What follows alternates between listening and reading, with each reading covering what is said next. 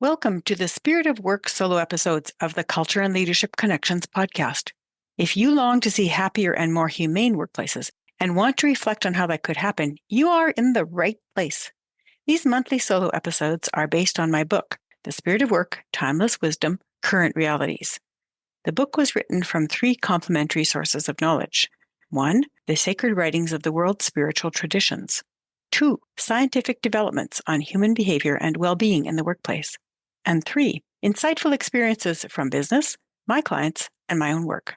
In each episode, I elaborate on one of the ideas from the book and ask questions to help us all think more holistically about work. Join me as we combine the wisdom of the past and the reading of our current realities to build the future of work. And now for today's episode.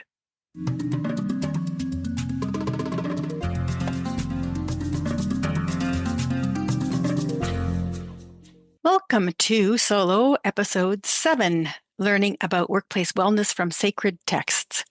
These episodes are all about concepts from the book that I wrote, The Spirit of Work, Timeless Wisdom, Current Realities. And they help develop some of the concepts in the book further, and they also find ways to show how we can apply the concepts to the workplace.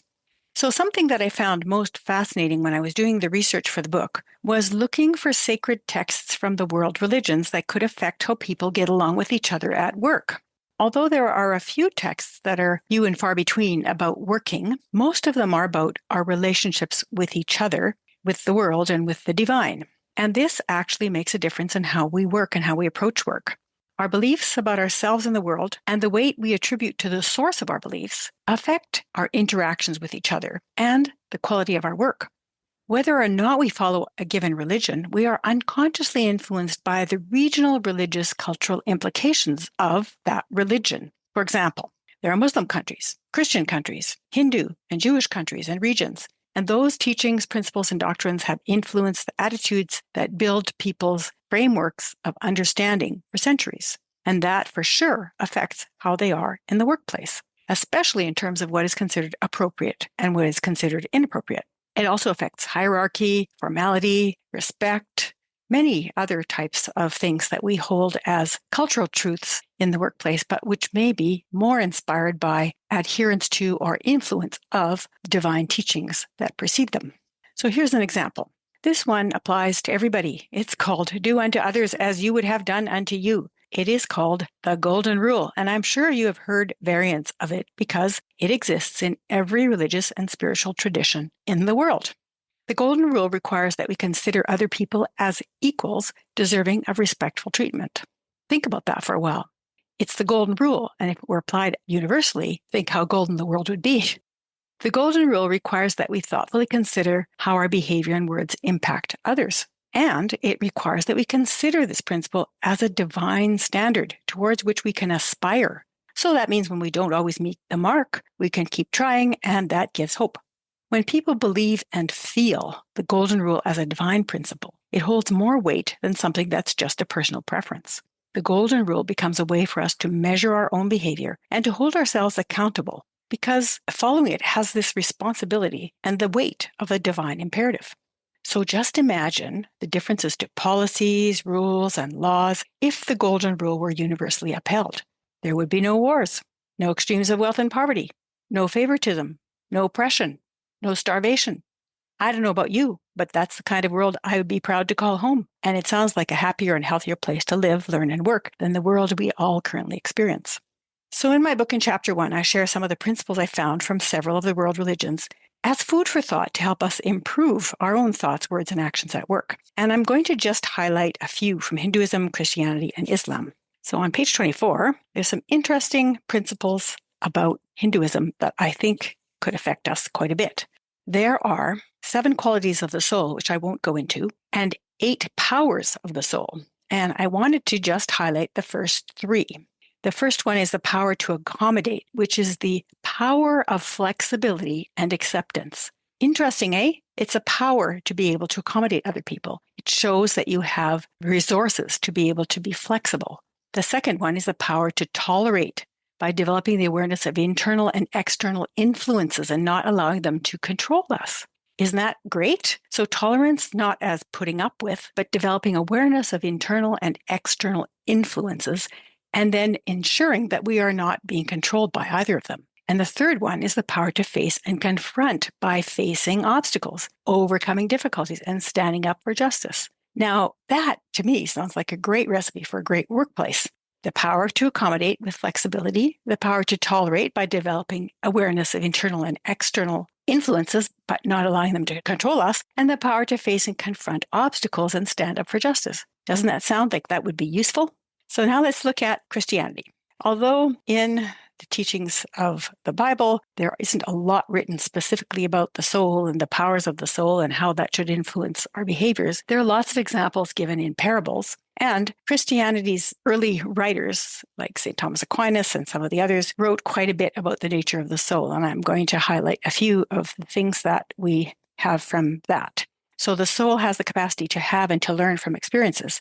That could really influence work, don't you think? Because we have the capacity to have an experience and also to learn from it. So then the question is, what did you learn from this experience? And that helps you to progress. And the soul has the capacity to interact with other souls. So if you think of your interactions with your colleagues at work as not interactions with other colleagues, but as interactions with other souls, that gives a huge weight and responsibility to speak to those colleagues as souls, right? So to be really respectful and appreciative and to listen carefully, because they're not just objects. They're not even just people, they're souls. So it has more impact. And the last one is that upon death, the soul is subject to judgment based on how they lived their lives and what actions they took and the degree of their faith. So now that, again, that is like everything that you do, you're going to have to account for eventually, not just to me or to yourself, but to the Creator. At some point in your life, you're going to have to be held accountable for these things. And all of these things could very much affect the way that we work, because we're thinking, wow, we have to deal with each other in a way that is really going to show virtues and care and respect and love, and is going to show justice, and it's going to show fairness. We need to do those things because we will all be held accountable at the end of our lives.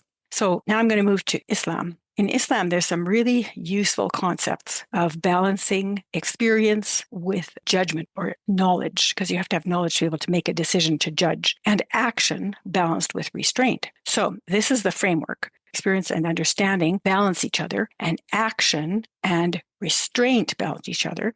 And then two Muslim psychologists who I quote in the book created this amazing framework, which is a personality type indicator. And the personality type indicator is based on these principles of the two balancing concepts and four personality types. And the personality types are power, justice, inspiration, and vigilance, not what personality types are usually based on.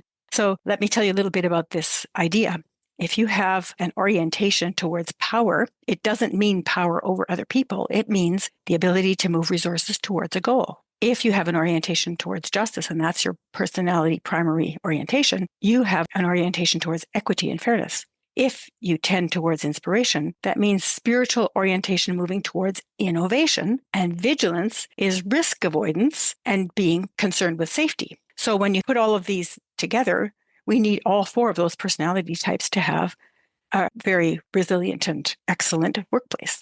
And this workplace would have the power to move resources towards a goal, would be able to affect and to execute on equity and fairness, would be inspired and move towards orientation, and would avoid unnecessary risk and be concerned with safety. Doesn't that sound great? I would love to be in a workplace like that. So when we have an understanding of these personality types and we see how they fit within the basic framework of experience with learning and action based with restraint, then we can start to appreciate each other better and see how none of us alone can take care of anything. And together we need to work in a way that balances and utilizes the diversity of our experiences and our tendencies. I really love this. And I think just these little pieces that I've been reflecting on can be so helpful to the workplace. So let me consider that practically.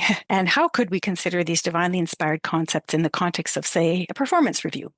So from the Hindu teachings, what if we ask someone to reflect on their abilities to accommodate, tolerate, and confront obstacles?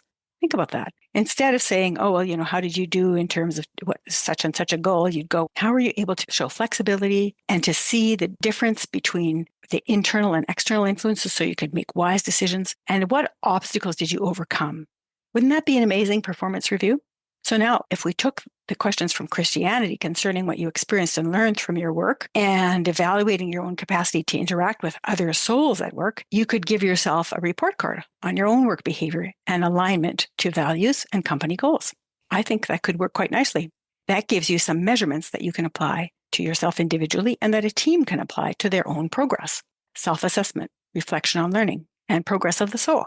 Now, if we consider the personality types that these two Muslim psychologists put together based on the teachings of Islam, then we can think that people are predisposed to either power or justice, inspiration or vigilance, and this could help us to be more understanding of personality differences and approaches and to seek them out so that we would see differences of orientation to life as necessary to putting together a comprehensive whole. So the question I would ask if I were doing a performance review would be, how have you been able to see what other people are able to contribute and what their strengths are and their orientations to provide a more comprehensive view of the whole? How have you been able to understand that and encourage that on the team? At this point, my application of these sacred teachings to work is really my own reflection, and from applying my beliefs as a Baha'i to my own experience as an employee, a manager, an instructor, and then over the past 17 years as a business owner. But I do see a pathway forward. If I deepen my understanding of the contributions of other sacred teachings in conversation with the adherents of other religions, I think I could significantly increase my ability to apply sacred teachings to work and to life. I have helped over 200 businesses write business plans, and I must say that identifying their values is key to the process, because if they can't identify their values, they can't move forward with the rest of the plan. But they're typically only expressed in terms of virtues like integrity or customer service. I think we could probably go deeper and broader by thinking about what inspires us from a sacred tradition. So how about you? Can you see how basing workplace behavior and company values could be inspired and shaped by sacred teachings? I would love to hear your thoughts about this. You can always email me at marie@shiftworkplace.com to set up a time and a date for conversation. I will be all ears. So in summary, we've been looking at how divine teachings from the different sacred traditions could affect the way that we work with each other and the way we think about our work so that we can learn and improve and move forward, and how we can use these as guidelines and as milestones for our behavior and also for company development. That's what I looked at, and we looked at a little bit of things from Islam, from the Hindu teachings, and from Christianity. There's a lot more in the book, and there's a lot more that I haven't written about that I would have to write another 2 or 3 books about, but I think you would find it very interesting. If you don't have a copy of the book, do look on Amazon and get yours. It's called The Spirit of Work, Timeless Wisdom, Current Realities. You can get it as an ebook or in a soft cover paperback version. And thank you so much for listening. Do take the time to go to shiftworkplace.com/podcasts and leave a review or ask a question. And may culture and leadership connections continue to guide and inspire your day.